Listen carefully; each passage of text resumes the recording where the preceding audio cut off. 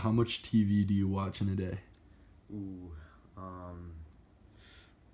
probably an average of like 3 hours. That's not good. I'd say, at least when I'm here, probably like 2-3 hours. What's your favorite genre of movie?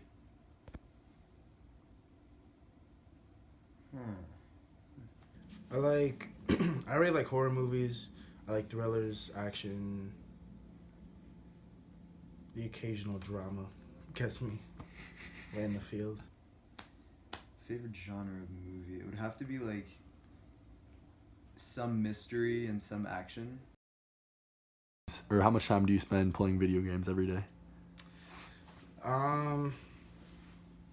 Maybe like an hour. An hour on the like weekdays. On the weekends, maybe a bit more. On average, probably 2 hours. But like when I'm home on a break, oh god. Honestly, it can be upwards of like 6-7 hours a day. What types of video games do you play usually? I cycle between Rainbow Six, a little bit of Fortnite, a lot of FIFA, a lot of Madden, some 2K if I'm with other people. Sports. Sports video Yeah. games? Like when I'm at home, more Call of Duty, Mm-hmm. but I don't have that here, so definitely like 2K and what's that fight video game called? UFC. Do you think that being an aggressive person is usually beneficial or detrimental to someone's happiness?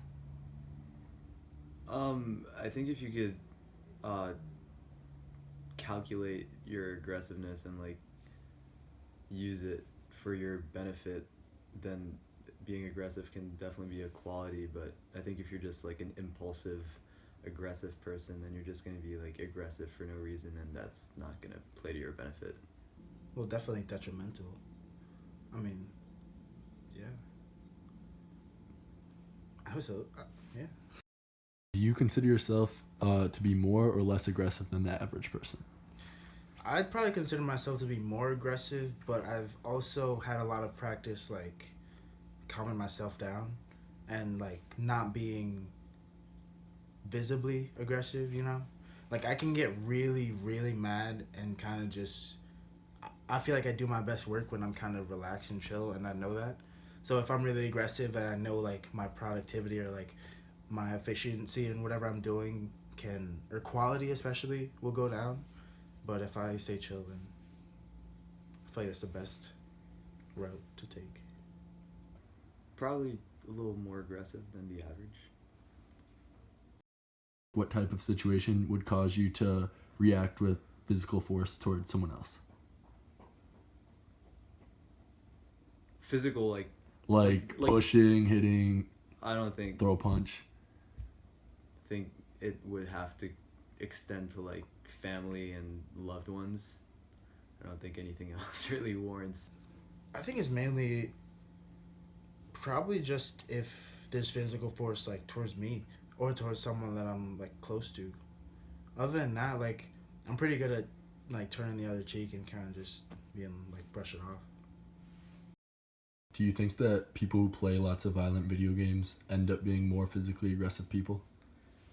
No, I don't think there's a correlation. I think there are people who are violent in general who will play violent video games and just be violent, but that's not because they play violent video games. It's because they're inherently violent, probably because of something that happened in their childhood. And I think that there are people who aren't violent who play a lot of violent video games, and the violent video games have no correlation to their non-violence either. I mean, the fact that you can find a ton of people that aren't violent who play Call of Duty all day means that there can't be a one-to-one correlation.